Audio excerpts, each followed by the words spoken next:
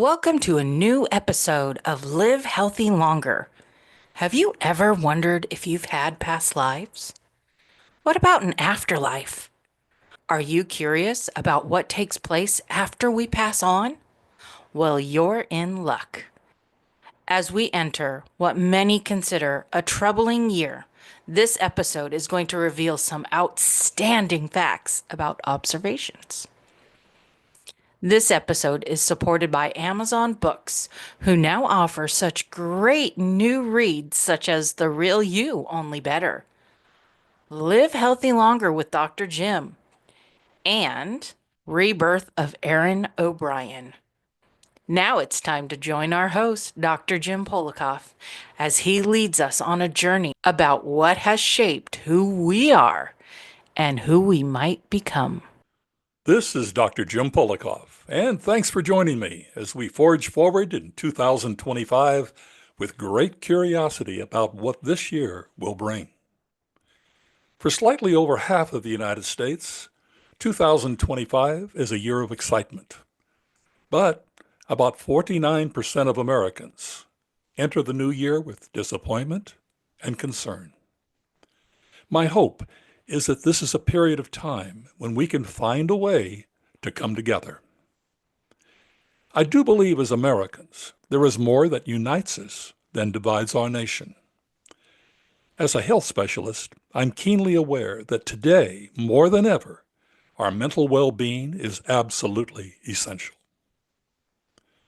Now, when it comes to how stress, anxiety, and even depression affects our well-being, believe it or not, there is a growing opinion that we are significantly influenced and often inhibited by our past lives. As a result, this is the first in a series of how Live Healthy Longer podcasts will focus upon how our past lives play an important role in our state of mind and well-being. But there's more. No matter how many new medical and health advances become available to extend our longevity, we all someday will pass on. So what happens after we die? Will we disintegrate with our bodies or live on as a spiritual being? Therefore, this unique series will also be focusing upon our likely continuing existence in afterlife. My guest for this episode is Jennifer Catlin, a former school psychologist who is certified in professional advanced hypnosis. She also has trained in Duke Health's integrative medicine mindful training program. Earlier in her life, Jen's emotional journey was followed by a near-death experience, which has been a catalyst for her discovery. She became aware that transpersonal hypnosis, along with mindful living, can make a huge positive impact on our daily lives. Today, she counsels women and men to become more centered in their sensitivity while feeling peaceful and confident. Utilizing her talent and skill in transpersonal hypnosis, Jen helps people recognize the barriers and stigmas inherited through experience from their past lives. This approach has enabled her clients to better understand how they can overcome current challenges in their present life. So, Jennifer Catlin, welcome to Live Healthy Longer. Hi, Jim. It's great to be here. Well, it's great to have you here. Now, I mentioned at the opening of this podcast that due to our nation's deep political divide, almost half our fellow Americans are consumed by disappointment or concern about what lies ahead in 2025. Is it possible that our built-in mechanism of fear can stem from experiences we carry with us from past lives? Absolutely. It can stem from so many experiences, including things that we were conditioned on certain belief systems and thoughts in childhood. The way I see childhood is not separate from other lifetimes either. Childhood oftentimes can be a repeat pattern of past lives or their lifetimes, or even the opposite experience, where sometimes the soul may swing in the complete opposite direction. Like, I've had this experience, never going to let that happen again. And now I'm going to learn from the other side of the coin. So you put And up a so, barrier, so to speak, then, right? sure. I mean, we really, I believe we come into each lifetime with whatever it is we need in order to have the experience that we're going to choose to have. So we can have energetic imprints from other lifetimes, which can include fears that develop from experiences in other lifetimes. That energetic imprint remains. And whether or not we choose to bring that imprint into this current life is going to be dependent on what are we here to experience and to learn and grow from. Interesting.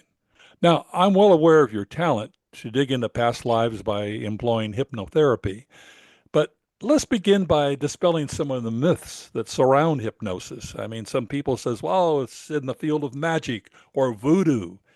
Is there a scientific basis for hypnotherapy? There is, and you can actually look up sites like, in the Western medicine field, Cleveland Clinic, even the government, the National Institute for Health has information about hypnosis on there. And so you can see there's many studies done. There have been over, I believe, 31 clinical trials on hypnosis, just even in the medical field. There are people who utilize hypnosis and studies that have been done. It's hard to get a double blind study because there's no way for people to not know if they're experiencing hypnosis. Like, you can give a placebo and a pill, but you can't really do that with hypnosis. So we only have Interesting. limited of, ways to research this when it comes to double blind research studies. However, what we do know is there are many people who've experienced undergoing even surgery utilizing just a local anesthetic and hypnosis, which allows them to have less anesthesia and recover faster, less post-operative pain. It's been used for pain relief, smoking cessation, weight loss, anxiety, self confidence, all kinds of things. So the And bottom line is there is a scientific basis. there's a misconception that it is this woo woo magic thing, but actually, hypnosis is something we all experience every single day without realizing it. If anybody has ever driven down the road and started daydreaming, or sometimes we space out and it's like, whoa, how did I already get here? To from point A to point B. That's a hypnotic experience. And there's many Interesting. other examples of that. There's many examples. So why don't we examine the process? How do you go about having clients recall their past lives? And while there are many distractions during the podcast, I might, be your subject for a moment. I know getting someone into hypnosis takes a while, but why don't you walk us through the process as to how you begin to get somebody into that state? Sure. There's actually many methodologies that can bring a person there. The methodology that I use most often is progressive relaxation, because when the body is in a state of stillness and feeling calmer, your mind is connected to the body. So the mind will typically relax as well and open. We're working to achieve more of an open, expanded state of consciousness in spiritual hypnosis. So I'll So typically, we begin by relaxing our mind and our body, and this takes about how long yes. with your clients? It varies. I've had people recently, it's taking less time than it used to. And I think that's because human consciousness has expanded significantly. So in the past, for example, a Life Between Lives session, we would take a good 45 minutes to an hour to bring people in. Now, maybe 15, 20 minutes. And then I've had people go, and immediately when we start, there's stuff that starts to come through for them, information and wisdom. And so sometimes it takes no time at all. But I would say on average, probably about uh, 10 to 20 minutes for the average person. All right, well, it doesn't take very long at all then. And then you're into a state of hypnosis. Now, something that comes to my mind, at least, I assume that when somebody starts recalling their past life experiences, it can be traumatic, particularly if there were some extremely violent things that happened in their life. Sure. So, Yeah. how do you deal with clients who are under hypnosis and suddenly they emotionally react to a trauma? Yeah, we never know what's going to come up, do we? So, when it comes to experiencing another lifetime, usually in most cases, there's enough separation. There's enough awareness that this isn't happening right now. And so, usually, the conscious mind is able to help separate that from experiencing trauma. There is a difference, though, between a true traumatic response and a strong emotional reaction, which we call an emotional abreaction.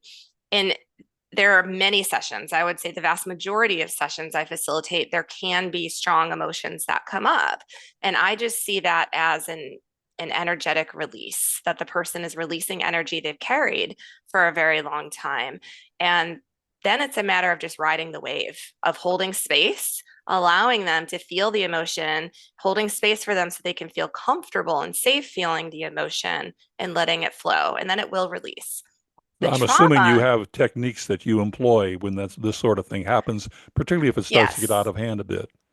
sure. And I would say in the most cases, it doesn't get out of hand as long as you know how to be there and really hold space for a person and help them. I would say the most difficult part of the experience for most people is that they themselves aren't necessarily comfortable feeling their own emotions. And so it's a matter of helping them through that to be comfortable with that in a safe way. If it were truly a trauma response, that's different. That's where the person is completely losing connection with the facilitator. They're losing connection with the present moment. They're just in it fully.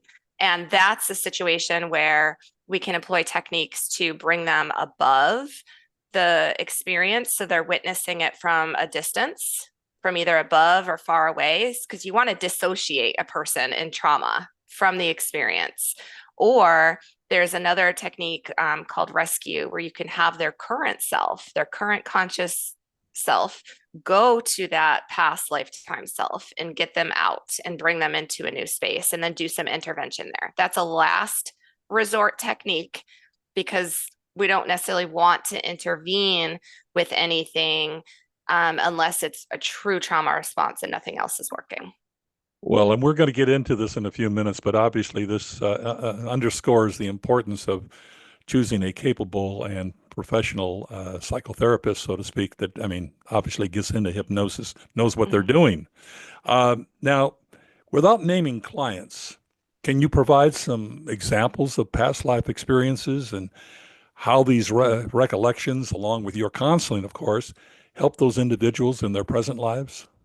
Yeah, there's so many, and so it's hard to choose just a couple because I personally learn from every single session that I facilitate. There's such amazing wisdom that comes through. But a couple that come to mind for me are I had someone experience, and of course, I'll keep this anonymous, but it's something I think that is valuable information for all of humanity. Somebody had experienced another lifetime where they had a significant cognitive delay.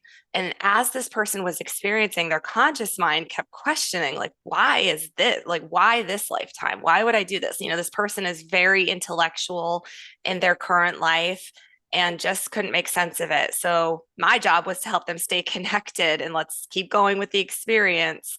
And we'll get to that later. And we did.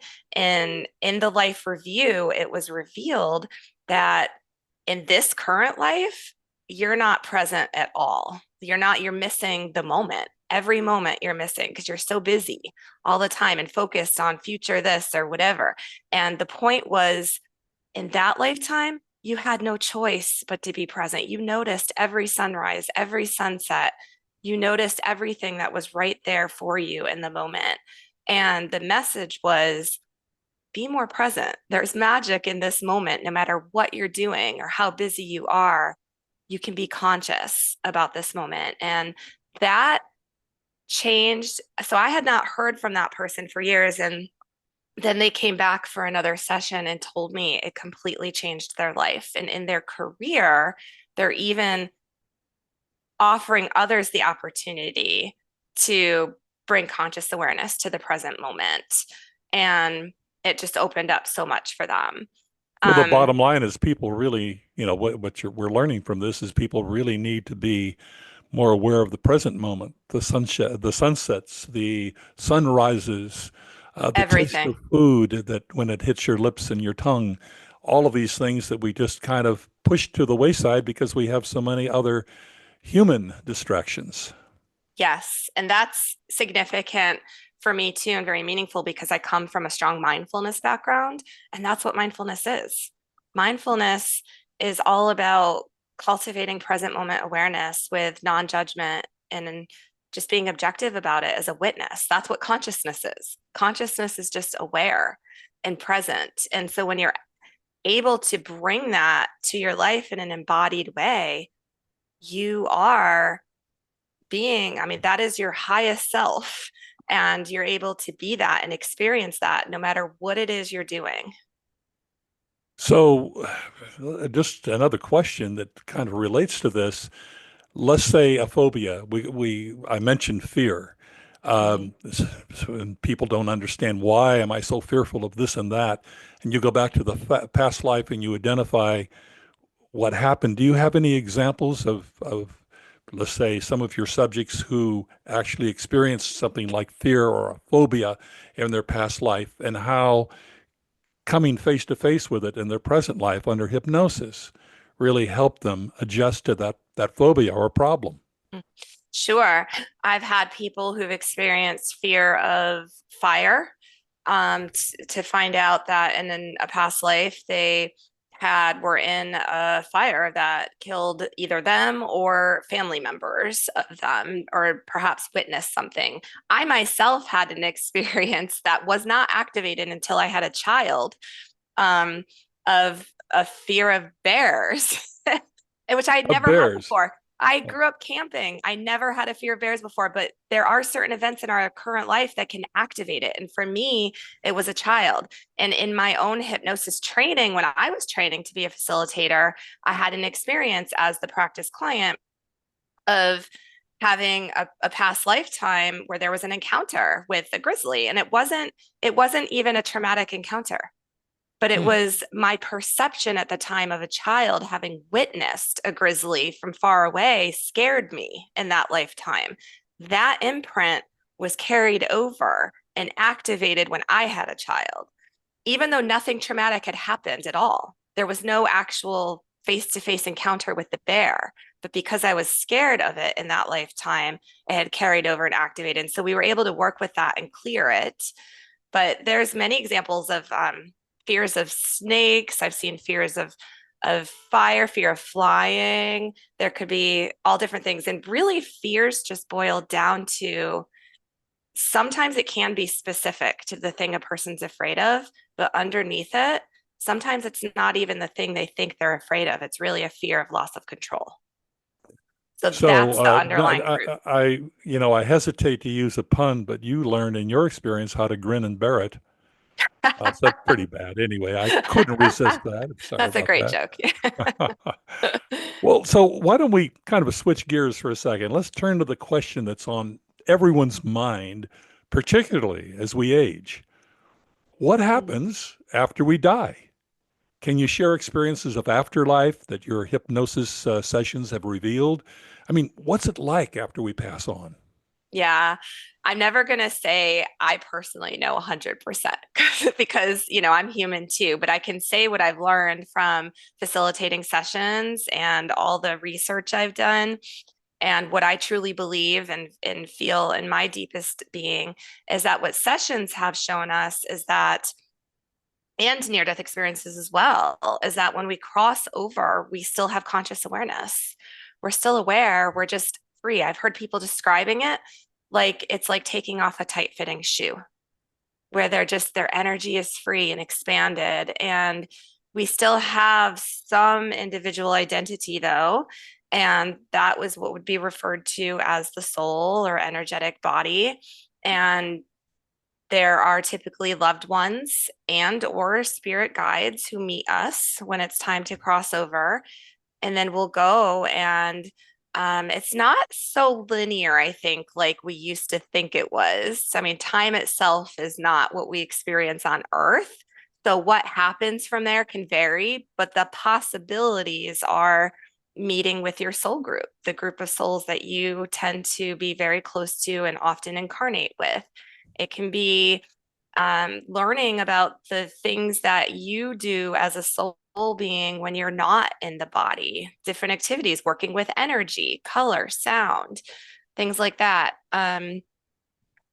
So Life is it selection. like regular? Is it like, in a sense, regular life? I mean, sometimes you think, or it depends on how you were raised religiously, perhaps has an impact on that. But is it, do we just float around and say, oh, how happy we are, and that's it? Or do we go to kind of another dimension in life where we're experiencing things that we do in the normal life, things that we really enjoyed, only now we're not, labored by the body that we're carrying that could be sick, weak, whatever. Is that sort of the thing that's happening for? Yes and no. I find that there's not an attachment to the ego dynamics we would have here in our human life. So there's less attachment to emotion, but a very profound experience of unconditional love.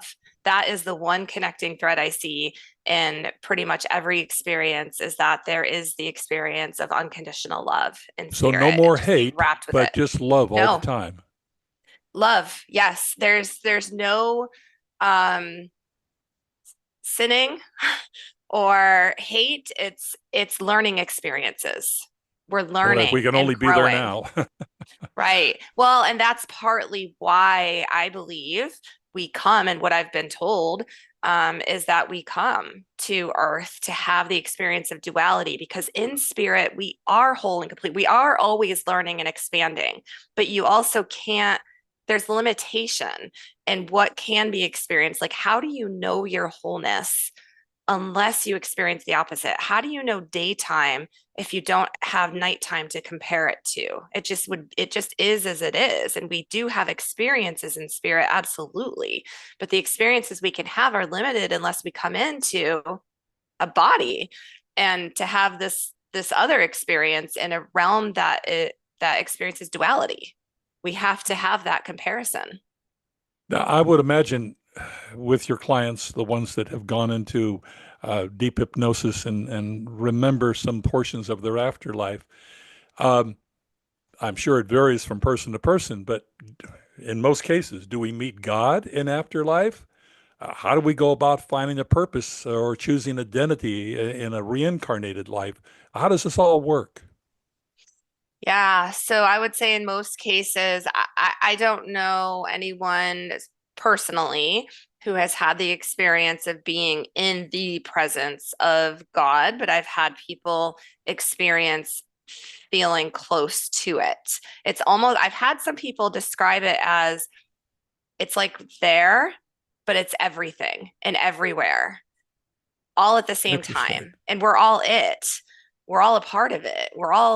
We all have God energy and source energy within us. So God is everything. But in the afterlife, it's more like, well, I can't really look at that energy because it's so powerful that it would just obliterate me.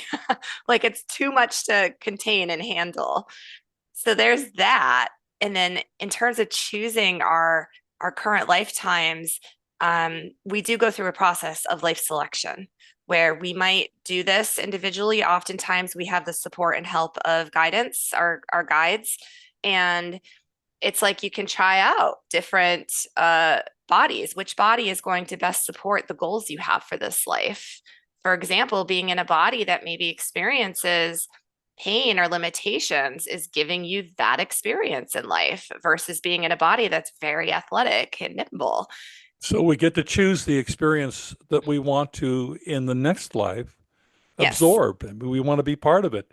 And we may have, we may need to experience pain because in our past lives we never have. I think that's what you're saying. Or we may need to experience more happiness or more sensitivity.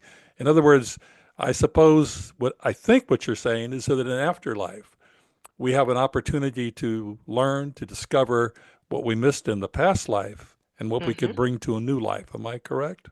Yes, there is a life review of each lifetime, and many near-death experiencers have experienced that as well, of reviewing a lifetime of like what was really learned here, what what it was significant or important about this that's important to know for another experience. And in the life selection process, you're not only choosing your body, but also who are going to be the important players in your life, the key relationships that you're going to have, your parents, your family, significant others, and partners. Who are those people going to be? Children. And what are the dynamics? It's like there's a lot of planning that goes into play between all of this. And like I said, it's it's hard for us to conceive in our human brains, but I don't believe it's necessarily linear. There's a lot that's happening simultaneously at one time, and it's hard to even imagine that because here in this realm, our brains only perceive linear time. Right. So in essence, I've heard it before that in afterlife, you know, time is questionable. Time Yeah, is perhaps there is no significance to time right. whatsoever. It's happening, as you say, simultaneously. Yes, what has been reported to me is that we can enter, it's like already here. Everything already exists in the universe, including what we experience as time. And I mean, this is where it could get into multiple dimensions, parallel universes, all kinds of things. But we it's like as spirit beings, we can come in to any time period that's going to help us grow and expand in the ways that we have as goals for that lifetime. So does that mean you're what we would consider next in a linear fashion? Your next lifetime could be back in the Middle Ages, not necessarily what we think is future human time. Like it's all available already for us to come in where we need to come in. And I have had people experience that, like their next experience, is going to be what we would think of as the past. And so we refer to these lifetimes as past lives because that's how we understand it. But really, it could be alternative Almost lives, like time alternate traveling, lives. I think, is what you're really saying. So there is Yeah, perhaps some validity to time travel. sure, sure. I have had people ask me in session when we're doing current life work, because we all have a lot of stuff that we carry from childhood as well. And I've had people ask in session when they go through some deep healing moments with their inner child, ask me, do you think that the reason I was able to get through that experience as a child is because my current self was there for my child self, which is what is Interesting. experienced in the session. So Very yeah, I mean, when interesting. I remember being asked that and it just blew my mind and I'm like, wow, yeah, that makes sense. Yeah. Yeah. Interesting. Now, And you can do that Jennifer, with other lifetimes too. You can go there and be there and work with other lifetimes as well to support you in the now and to support them. Yeah. and I suppose there's some validity to the fact that you could travel to other planets or things of that nature that we don't even see in our existence right now or are aware that they Yes. exist. That Uh, actually happens a lot in my sessions. And I meant to bring that up earlier. I'm glad you make a great point because other lifetimes could be on Earth, but they could be elsewhere. This is not everybody's primary place of incarnation. And I have had many people, surprisingly, who did not even know that that was possible. It kind of freaked them out. And I've had this experience myself at a time when I didn't even know who Michael Newton was. So it freaked me out. Go to other planets and uh-huh. and interact with other beings. And what I'll say is when that happens, there's always something really important to bring back into this life experience. So it's not just about, okay, I had this really cool experience. Wow. Like, what is important and relevant from that place or the energy from that place that's important for me to experience or embody in this life now? Because this is the present moment. This is what matters. So I think what you're also saying is there's a good possibility that life exists on other planets and we're not even aware of that. So maybe some of these science fiction things that we thought were, oh, woo woo, perhaps have some validity to them. I have no doubt in my mind. And science fiction, when a person is opening to experience that, I believe that all exists in the realm of consciousness. It's already been created. And when we open to a creative process, whether it's writing, music, art, it's like that's a hypnotic experience where you're opening to that expanded state of awareness and you're just accessing and allowing to flow through you as a vessel what already exists in the realm of consciousness. Now, turning to a little bit of a different subject, I've never had one, but you personally had a near-death experience. I did. Can you tell us about it and how it affected your perspective of afterlife or mindful living? Yeah, I had a series of spiritually transformative experiences happen within a 2 to 3 month period, very shortly. And this was when I was not at it was not at a time in my life when I was exploring any of this. I wasn't interested in any of this. It just happened and opened me wide up.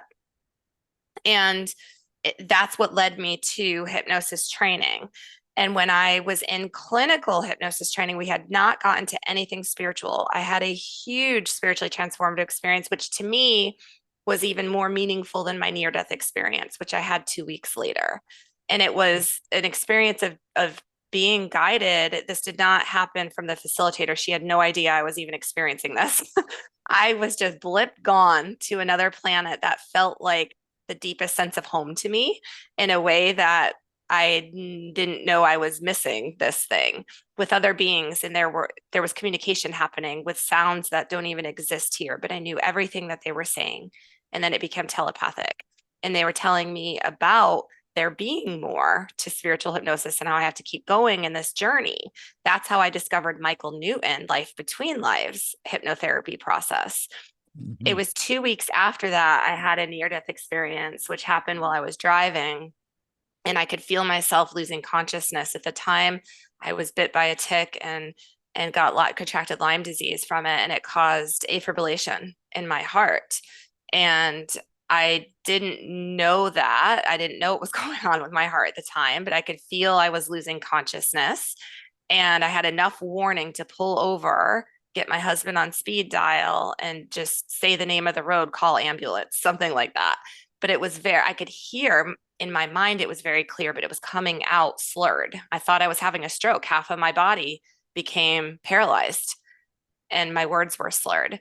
Um, Fast forward, so I ended up having awareness of being drawn out of my body, separate from my body, and I just was straight in spirit. I was in outer space, and I had awareness. I had a 360-degree view around me, no body. I felt perfectly fine and at peace, but I was in this container, which was open at the top, and it was like this container of really tall gems.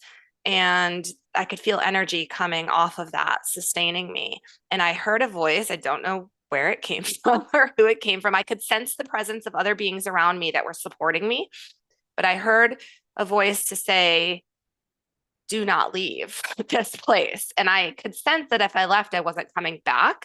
So I did not go further, but I knew I wasn't supposed to leave, but I also had free will to leave and it was open. So, but I could Very sense that interesting. there were, yeah, presence of others around. And for me, I know that was an important experience for me to have because I had such a strong analytical mind at the time that it was like I was having spiritually transformative experience one after another, nonstop, with strong proof and validation. And I just wasn't paying attention or listening to it. And so it took me having this out of body, complete near death experience for me to really get, okay, there's more. There's more to our bodies and minds and more to experience. And the next thing I knew, I regained consciousness when I was being pulled out of the vehicle.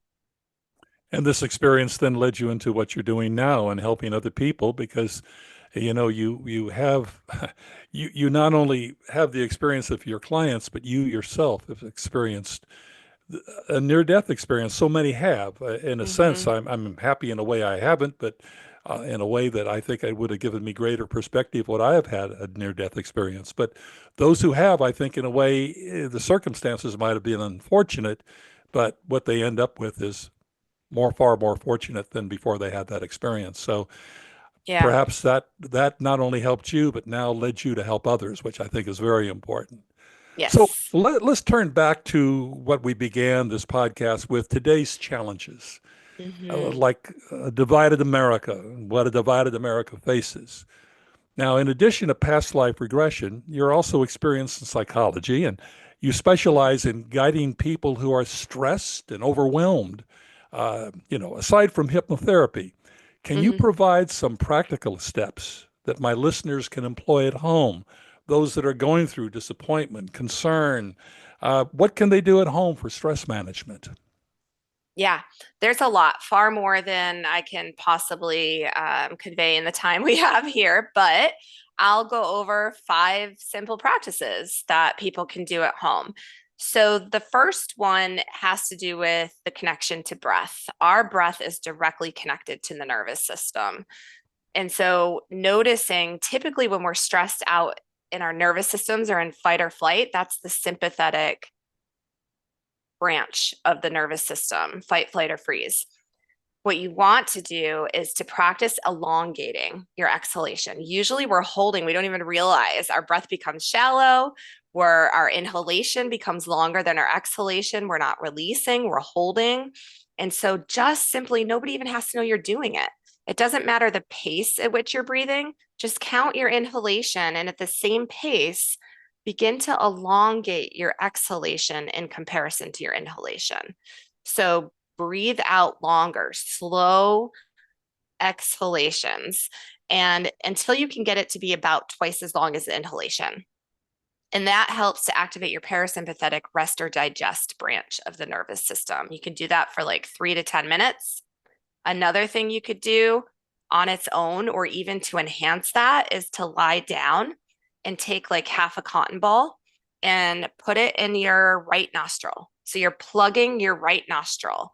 And the Hmm, reason that's important, I actually learned this from a physical therapist in my area who does a lot with the nervous system, is that your left nostril is connected to parasympathetic activity. Your right nostril is connected to sympathetic activity. So if a person's experiencing down depression, they're going to want to activate their nervous system and do the opposite. If there's anxiousness and overwhelm, then you want to plug your right nostril, breathe through your left, and you can just lie down and do that for 3 to 10 minutes. And that helps activate the rest and digest. interesting. There's other things you can do. Mindfulness meditation is huge, and that just means have a focal point. So, the reason we do meditation practice is to build the muscle so that you are able to utilize that tool at any moment in your life off of the mat. And it just means develop a focal point, whether it's your breath, your body sensation, a visual object or sound, anything through the sense. And it's like that becomes your home base. And so notice your awareness just focusing on this thing. Your mind is going to wander. That's what minds do. You can't change that. The point is not to try to quiet your mind, it's to notice what is happening in my mind. And when it wanders, you just acknowledge and bring it back. And the practice itself is the wandering and coming back. And Interesting. it helps as a byproduct to eventually, you're not doing it to try to calm your nervous system, but a natural byproduct is when you can be present and hold space for whatever your experience is, your nervous system starts to calm down because you're not fighting that experience anymore. You're not trying to be in a different place than you already are.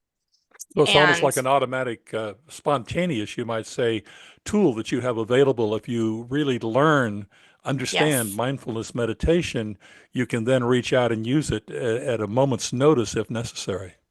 yes, it literally changes the brain. There's so much research and information, more so than hypnosis, around mindfulness, so much. And they're aware of it in the medical field, in the psychology field, and we know that it changes your brain, which is called neuroplasticity. The pathways which fire in your brain, there's new pathways formed that allow you to utilize those tools in other moments. One of the important aspects, this was the fourth thing, with mindfulness meditation is to bring a sense of curiosity. And you don't have to just do this in meditation. You can do it in any life experience, that when you feel triggered or stressed out by something, what's happening in your mind is that your mind is judging that experience as being wrong or bad, which is a very human thing. It's normal. But what you can do is practice bringing a sense of curiosity to the experience first. So instead of just like, oh, this thing is terrible, it needs to go away, just meet it with, how interesting. Just Hmm. pure curiosity that helps gain some distance from it. So you can then Choose your response rather than behaving out of fight or flight, which is an automatic habitual reaction. Very interesting. That's novel. I have not heard of that one. Good. Yes. And then one more, I got a fifth thing, would be imagine, okay, for example, if you're experiencing fear, anxiety, stress, whatever it might be, imagine that thing. I don't know if your listeners have seen the movie Inside Out. It's a Disney Pixar, which is about a little girl who has all these characters inside of her, and each of those characters are her emotions, and it goes into the story of her emotions. And whoever created that movie knows about parts because that's what it is. You go to that part of yourself, the fear or the stress, the anxiety, and you give it a form or shape. Like if you could see that fear or anxiety in front of you, what would it look like? And I did this with myself many years ago, and mine was like a tornado cloud. But it could be a version of you as a human. Dorothy It from could, Wizard of Oz. yeah, it could be, that's right. It could be anything. But if you can envision it as something, instead of saying, I am stressed, I am anxious, it's like stress is here, anxiety is here. There's a dissociation from it, a separation from it. And now you can work with it in a new way. And it doesn't feel like it's so settled in your nervous system. And there's a whole process you can go through hypnosis to work with that hypnotically, but that at least starts the process of separating from it. It's really separating your identification with it. How many times do we say, I am anxious, I am stressed? Like fill in the blank of I am. I am is very powerful. I am, like the universe is going to show you whatever your belief is. And our whole life is based on perception. So if you believe you're anxious or stressed, the universe is just saying you're right. And I'm going to show you that. Like I'm going to give you more experiences the universe is always telling us we're right. We're right. So watch what you're saying. I am. It's like, no, stress is here or anxiety is here. So But face it is I what you're saying. face Face it it, head on. Yeah. meet it with curiosity rather Mhm. than judgment, and it will shift. When you shift your relationship to that experience, your whole inner being will shift. The whole reason stress and anxiety stays in us is because we identify with it, but yet there's another part of us that wants it to go away. Well, and yet it's here to give you a message. So now we get into an inner battle with it, and it's the battle that keeps it stuck. Oh, that's some great advice, Jen. Now, let's shifting a bit again. I personally know you're credentialed and you're very successful in your field. That's a given. I've known that since I've known you for a while. But I have a nationwide audience, obviously, and they may want to seek somebody in their own area to help them or help them discover their past life experiences. But I also know that unfortunately there are some practitioners out there who end up probably doing more harm than good. Mm. So, what's your advice in choosing a legitimate past life regressionist who can safely and effectively employ hypnosis? What should people be on the watch for? Yeah, I would say with anybody who uses any kind of regression as a whole of going any time in the past is to just check and ask their level of training. I mean, I would recommend working with somebody who has more than just a weekend training, because there are many out there. But when you're going into past moments, particularly if there's anything that could be triggering with trauma, it's important to have somebody who knows how to work with that. And Mhm. and there are times when regression is contraindicated. It's not for everyone. So if there is a person who's still experiencing a trauma response in their life currently, I don't necessarily recommend regression for that. There's a time and place because it can retrigger more of that with somebody. So knowing the level of training. The other thing for me that's a non-negotiable when working with people is working with facilitators who do their own work, because there's only so much you can learn from a book or even facilitating, without doing, and it doesn't mean you have to have the same exact experience, but just being self-reflective and self-aware and doing personal development. You're talking about where we're growing. experience. You want to find somebody who's experienced, who've done a lot of these, right? Experienced personally, it doesn't mean they have to have the same level of experience with the session, but that they are doing their own personal development work I see. through Okay. through therapy, through hypnosis, through expansion, because we all have human egos, and it's important in order to truly be able to hold space for another person and meet clients where they're at, which is very important to me, that we do our own work so that we don't project or transfer our own stuff onto who it is we're working with. Interesting. Now, I also, and I think this is good news, I understand that you also work remotely. And remotely, you can conduct past life regressions through hypnosis. So, this means that people from just about anywhere can access your help. So, why Mhm. don't you tell us how your remote sessions work? Remote sessions work just exactly the same as in-person sessions. And I would not have known that had COVID not happened. The opportunity COVID provided was that it opened us to this ability to reach populations much further around the world who wouldn't have formerly had access. So what happens is I do recommend that people have a headset or earbuds with a microphone just because it can help with sound, but is not always 100% necessary. Usually people will lie down in a bed or couch at home. And what I have noticed is that when people are in their comfortable environments, as long as there's not the distraction of little kids who are going to be running in, to the room or something like that, is that people often go into it much more easily and more quickly than they do even in my office. Ah, because they're in Because their own home environment. yes, it's already comfortable. It's like a safe place to be and in a familiar place to be. So they're able to let go more easily in that space. And so I just guide them on Zoom and just the same way as I would in person, as we guide them through that process. And I do have people prepare. Not all practitioners might, but I have found preparation for spiritual hypnosis sessions in particular to be extremely important. So I developed a spiritual hypnosis kit um, that I have people practice with now. Wonderful. So, in other words, it works just as well, if not better, than an in-person, in-office type visit. That's very interesting, and that's great. Now, of Yes, course, we're going to give. I'm assuming that we're able to reach you through your website because we're going to mention your sure. website several times in this podcast. Plus, it's going to be on our website. But in any case, why don't we conclude with one last subject that I want to touch on, if you don't mind? And that's the subject of spirituality. Mm. Now, studies verify that the United States has become less religious. I think we all are aware of this. According to a recent Pew Research survey, 8 in 10 Americans say religion is losing its influence in public life. 48% of adults claim there's a great deal of conflict between their religious beliefs and mainstream American culture. Church attendance has declined, and some 45% of Americans do not see religious as being at all important. So, Jen, with this in mind, isn't it more important than ever that we develop some sense of spirituality in our life? Wouldn't this be important? I believe so.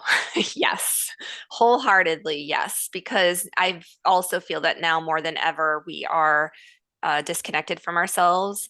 Many people, especially in Western culture, feel like we're in a rat race, to have With a all the bunch of rats. things. Yeah, Sorry, and yet couldn't resist we're that. it's true though, and we're unhappier. Research studies are showing than we've ever been before, and that's just a sign that we're not connected with our true selves. Our true selves are whole and happy, and yet so many people are walking around feeling broken. And you're not broken. And spirituality, it doesn't have to be religion. I mean, religion can be helpful for some people, but it doesn't have to be within in that framework. Spirituality is just about connecting with your deeper self, your authenticity, your truth. And when you can align in that place, again, the universe is going to say, you're right. You are whole and complete. Let me show you. And now your perception has changed, and those are going to be the experiences that show up in your life. So maybe it's not absolutely essential that you have a church because you can actually tune into yourself and you are your own spiritual being that you can get in touch with. And that's the key, isn't it? You are, we all have it. There's no hierarchy, there's no better, worse. We all have that potential. And at our core, we are all love.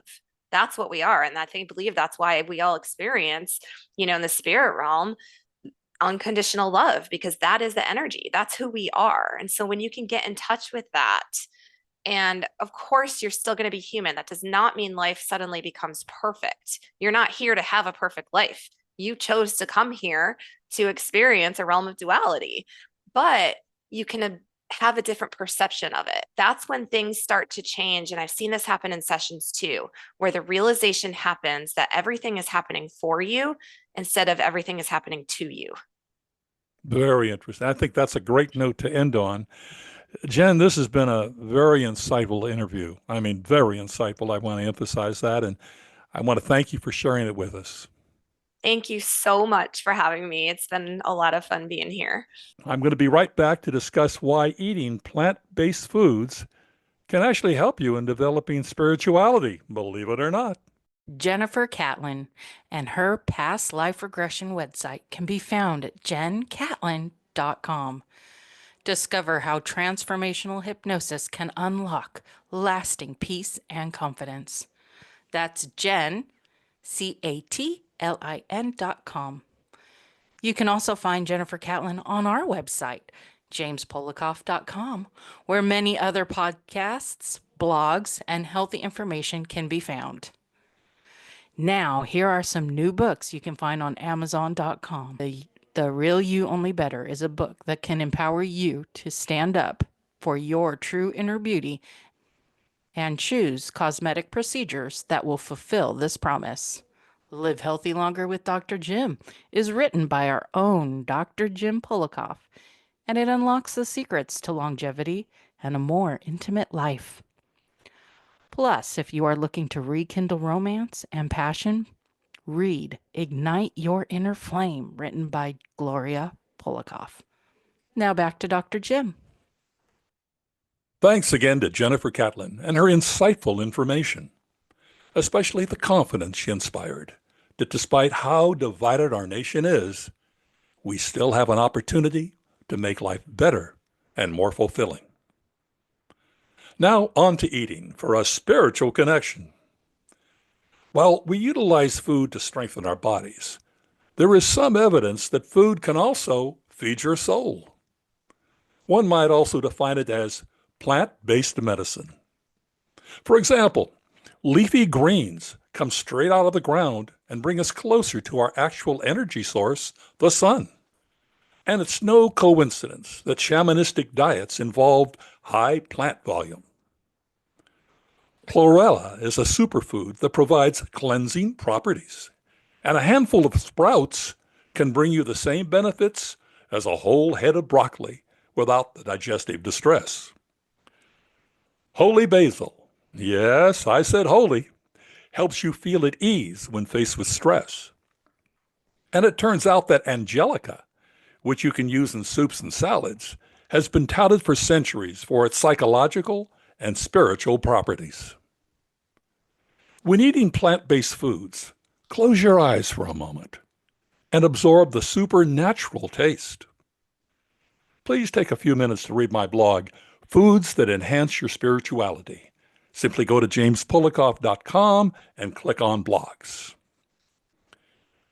And remember that a new episode of Live Healthy Longer is available each and every Wednesday. And for the next episodes, we're going to continue exploring whether reincarnation is actually real, as well as what we can expect after we die.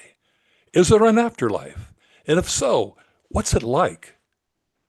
Together, we'll discover the world past and beyond with leading psychics who have been judged to be credible and accurate. So, plan in to tune in every Wednesday for a new podcast episode that might just blow your mind. And by the way, Live Healthy Longer can be found on numerous podcast platforms, which include Spotify, Apple, Google, Amazon, iHeartRadio, YouTube, and many more. And of course, you can always find episodes on our website, jamespolikoff.com. That's James, P-O-L-A-K-O-F.com. This is Dr. Jim Polikoff. Thanks for joining me, and I wish you a healthy, happy, long life.